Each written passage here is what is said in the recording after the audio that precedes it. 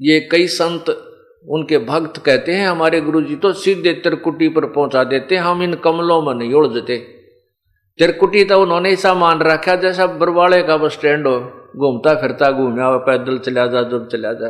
तेरा गजब हो, कितना मिसगाइड किया हुआ है भोली आत्माओं को उन अज्ञानी संतों ने। उन ABC का भी नहीं पता, भक्ति मार्ग का लाखों और करोड़ों की संख्या में अनुयायियों को काल के जाल में फंसा दिया। अब ये ज्ञान जो हमें प्राप्त हो रहा है ये तत्व ज्ञान है। इस तत्व ज्ञान के बिना ये जीव ज्ञान नेत्रहीन है, और जो गुरुदेव मिले थे वो भी ज्ञान नेत्रहीन थे, जो परमात्मा को निराकार बताते रहे। परमात्मा साकार है, निराकार नहीं है। वो कैसा है? वो मनुष्य सदृश है, लेकिन उसके शरीर का तेज बहुत ज्यादा है। सभी भगवान साकार हैं, जैसे आपको आज सुबह के सत्संग में बताया गया था। परमात्मा साकार है, मनुष्य सदृश शरीर युक्त है, और उसका शरीर स्वप्रकाशित है। प्रत्येक प्रभु का, जैसे सुबह बताया था, प्रत्येक प्रभु का शरीर तेजों में है, लेकिन उनके तेज में अंतर होता है। अब ये तत्व ज्ञान जब प्राप्त हो जाएगा तो हम परमात्मा की तरफ खींचे चले जाएंगे, और फिर हम विचलित नहीं होंगे, क्योंकि हमारे को यथार्थ ज्ञान हो जाएगा, और वे ऑफ वर्शिप भी हमें ओरिजिनल मिल जाएगी, पूजा की विधि भी वास्तविक मिल जाएगी।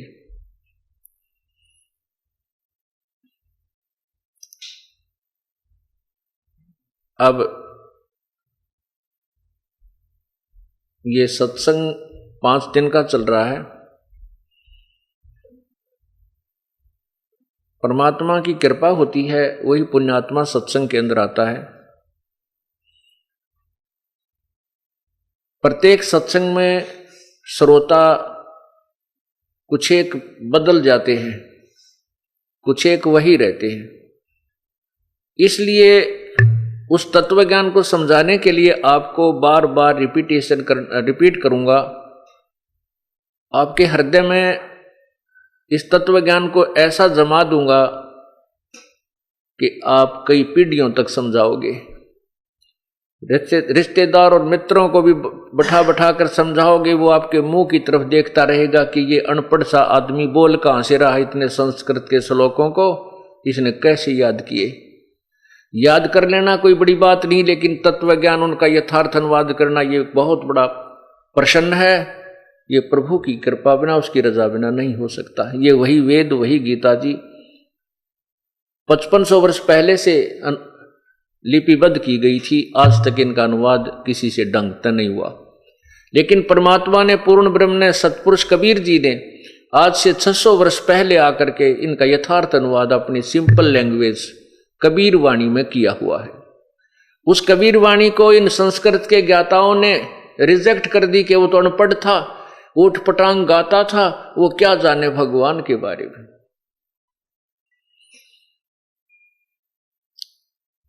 वो क्या जाने वेदों और गीता के ज्ञान को, क्योंकि वो संस्कृत नहीं पढ़ा। पुण्यात्माओं, भाषा जो है ये अलग वस्तु है, और तत्व ज्ञान ये अलग वस्तु है। जो ज्ञान आपको प्राप्त है, जैसे आप कहीं जा रहे हो, रास्ते में आपने किसी से रास्ता पूछा, आपको किसी ने साधारण भाषा में बता दिया कि आप सीधे जाइयो, सीधे जाके ओले हाथ न मुड़ जाना, और आगे एक आपको नीम का पेड़ दिखेगा, फिर सोले हाथ न मुड़ जाना।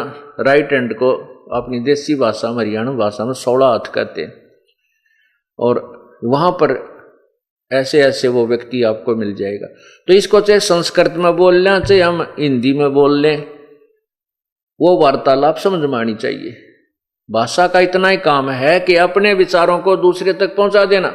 परमात्मा ने वही तत्व ज्ञान सिंपल लैंग्वेज, साधारण भाषा के अंदर, और जिसको संत भाषा कहते हैं, काव्यों के माध्यम से, लोकोक्तियों के माध्यम से, शब्दावलियों के माध्यम से हमारे को प्रदान किया था।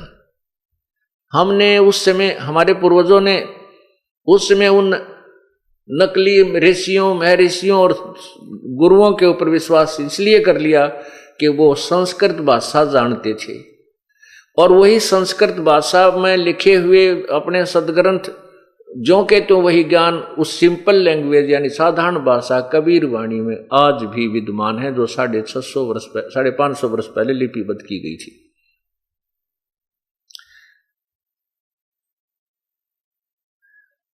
इस कारण से ये तत्व ज्ञान उलझा रहा।